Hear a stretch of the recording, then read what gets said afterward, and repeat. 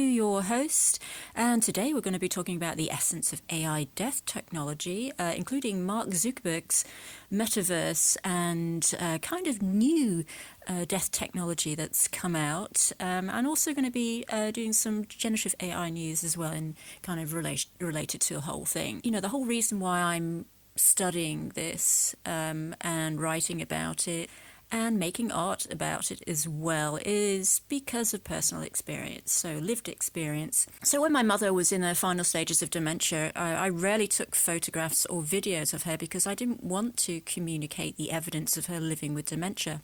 Documenting her demise was something I struggled with as an artist photographer who was used to taking and sharing images daily.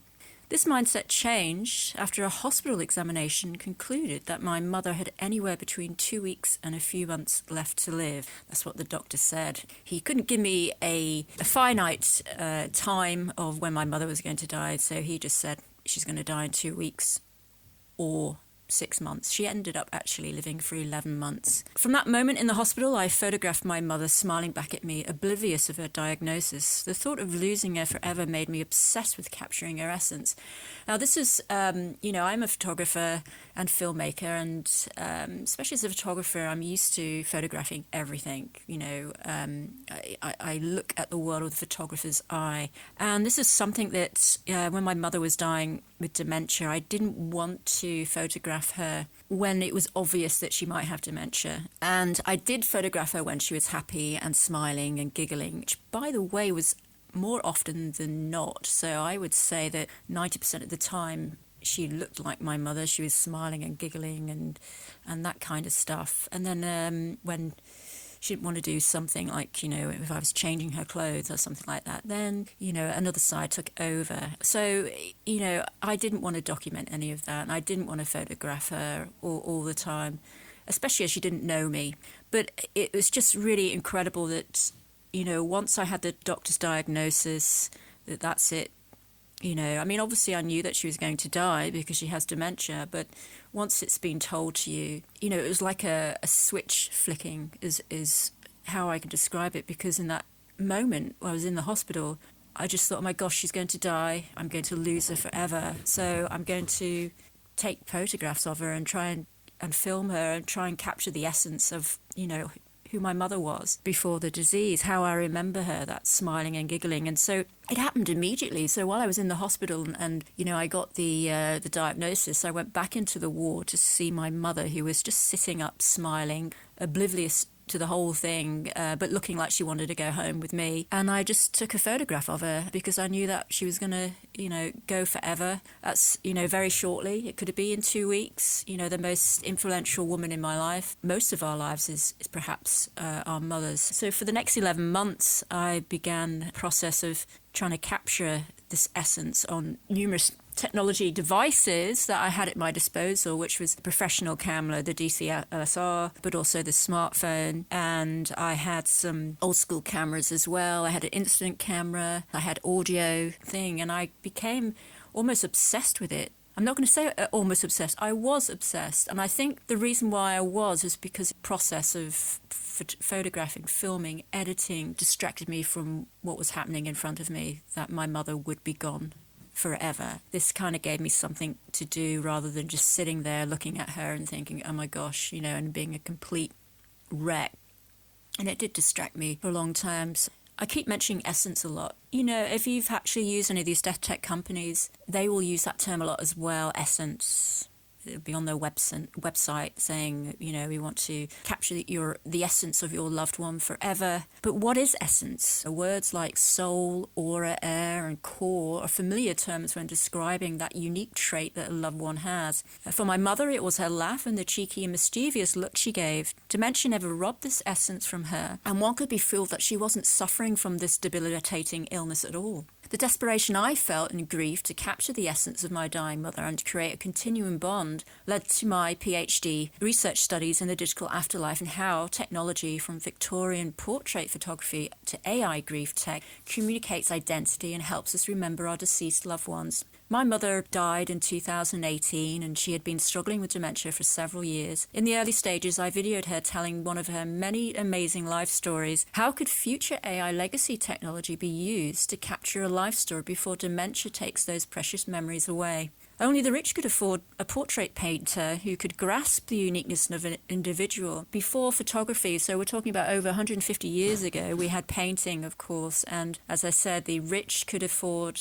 a lovely portrait of themselves which would capture the essence. You know, you would sometimes see props, horses, dog, majesty, this air, this grandness, clothes, maiden clothes, you know, to represent this person. So that was continued into photography in those early days of basically copying painting, and essence was used again a lot during those times of trying to capture the essence of the sitter, you know, the importance of that person. Usually it was he, what did he do for a living? Was he a writer? Was he a thinker? All these things that would try to capture the essence, you know, of someone on a portrait. And of course, that, you know, that carries down to now as well, when portrait photographers will try and capture that essence of somebody through the work that they do. By the time photography was affordable to the masses in the late 19th century and throughout the 20th century, family snaps filled photo albums and often of deceased relatives. These albums were vessels of remembrance, identity, and storytelling. Death tech companies like Storyfile represent the recent shift from photography to AI as tools for remembering the deceased. Kind of amazing to think that in just a space of 1 year, 2 year, 1 year really, that we are talking about AI as a tool for remembering, and these death tech companies who are using AI to do that, generative AI, having moving photographs, videos of conversational videos of people talking about their lives. But it's still in the early days, of course. Death is big business, very big business. We're all going to die. We all want to be remembered. And in the past, photography, sharing photographs in an album, putting photographs on the wall, not only remembrance tools, but there are ways of us to discuss and talk about those people that we've remembered and lost, and you know, a lot of the time when we're talking about great uncles or grandparents or even our parents, you know, some of the stories can be quite mixed up. You know, if I'm talking to my sister about stories that I remember from my parents, they're quite different from what she can recall. Mark Zuckerberg's metaverse platform could change how we could communicate with our deceased loved ones. In an interview with podcaster Lex Friedman about the company's VR platform, Zuckerberg predicts that the digital afterlife in the future of virtual reality. Meta's new technology can scan users' faces to build 3D virtual models. Zuckerberg acknowledged that there is demand for creating a virtual version of a dead person with AI and VR technology. He said, if someone has lost a loved one and is grieving, there may be ways in which being able to interact or relive certain memories could be helpful. He also acknowledged that such communication could become unhealthy. Zuckerberg's ideas are not new, of course, nor are they his own, because there are a number of death tech platforms competing for a piece of the pie. I've talked about this in length and researched this in length, which you can hear on previous podcasts or you can read on my blog. Storyfile, for instance, created interactive holograms of Holocaust survivors and aims to provide this technology as a service to customers. I wrote about Storyfile last year, and Zuckerberg echoed those ideas on his own platform, Meta, which was, as he quotes, focused on building the future of human connection, where people could communicate with hologram replicas and AI bots built in of their deceased loved ones. Death and the digital afterlife will prove to be a lucrative venture for Zuckerberg because it's predicted that Facebook will have more dead people than alive by 2100. An incredible 4.9 billion. Providing a fee-based service that can communicate with these dead is a savvy business decision indeed. Part of my PhD research aims to address Zuckerberg's concern. AI death technology is relatively new, and it may be some time before research concludes if the outcomes of digital afterlife communication help or hinder grief. Social media platforms like Facebook have been included in numerous studies about prolonged grief and how we maintain continuing bonds. Facebook is a platform of communication, whereas AI, specifically generative AI, can replicate a moving and talking human identity, so the response to grief will be different. Research on the ethics of deathbots suggests that there are pros and cons to using AI grief to support the grieving process. I would add that how we deal with grief is different for everyone and depends on how the deceased died. Our relationship with the deceased and our own coping mechanisms. Generative AI tools for creators describe the technology as a collaborative tool, and this term is well suited to describe how AI bots will be used for people with mental health issues that include grief. Facilitating how we grieve and communicate is not our only mental health concern. Researchers from MIT and Arizona State University conducted a study that examined a person's prior beliefs about an AI agent, like a chatbot, and how that belief could affect how we interact with AI. Researchers primed participants with a mental health chatbot that was either manipulative, emphatic, or neutral. Knowing these factors before influenced how users interacted with the chatbot, even though it was the same chatbot in all instances. Interestingly, most users gave the caring chatbot higher marks than the manipulative one. DeepMind's former co-founder Mustafa Suleiman was asked about AI's role in mental health support in a Guardian interview. He said, "I think that's what we haven't really come to grips with is the impact of family, because no matter how rich or poor you are, or which ethnic background you come from, or what your gender is, a kind and supportive family is a huge turbocharge. And I think we're at a moment when the development of AI, where we have ways to provide support, encouragement, affirmation, coaching and advice. We've basically taken emotional intelligence and distilled it. And I think that is going to unlock the creativity of millions and millions of people for whom that wasn't available." Suleiman's new book, The Coming Wave, shares strategies on how to contain AI. Government policy in the US, EU and elsewhere has had to write and rewrite guidance for AI administration and practice on the one hand and regulation and security on the other. How health services use AI for mental health practice and how tech companies safeguard how these services are used to prevent self-harm is still an ongoing conversation. So I just found out a new death tech company on the market, and it's called Mindbank Ai. I haven't tried it out yet, but I will, and I will write about it, and I will talk about it. According to its literature, it says that it creates a digital twin from the information users feed into the platform with a chat interface and learning algorithms. The digital twin learns by asking questions and apparently shares insights into the user's personality. And according to the website, the twin can live forever throughout data. I'm at the age that if I don't know my personality by now, then it's because I'm in denial. And what are the glaringly obvious problems with promising to live forever in the metaverse? What if users stop paying, or in fact die and stop paying? What if the company goes bust? I'm not trying to single out Mindbank AI because most ethic competitors like Storyfile are a SaaS service that charges a fee. I haven't used the platform, as I said, but I do have questions about the purpose of it all. Mindbank AI aims to, and I quote, solve humanity's personal development and aging challenge by creating a personal digital twin of your knowledge, end quote. Aging challenge. I've not heard of that term before. That's really, really great. Aging challenge. Well, we're all going to age, guys. We're all going to age. We're all going to die. This aging challenge, very curious, because how does this relate to creating a copy of personal knowledge? I'm researching essence, and I'm curious how a person's knowledge can help to convey essence. What is the connection there? There are so many issues regarding ethics and data security, as well as the right to dignity for the deceased, which I've talked about in the past as well. This latter issue is one of the reasons for the decision to use my own image and voice to create an AI replica for my research and forthcoming documentary, The Digital Afterlife of Grief. This is why I find the statement from Justin Harrison, the founder of death tech company You Only Virtual, astonishing. He says, "You absolutely don't need consent from someone who's dead.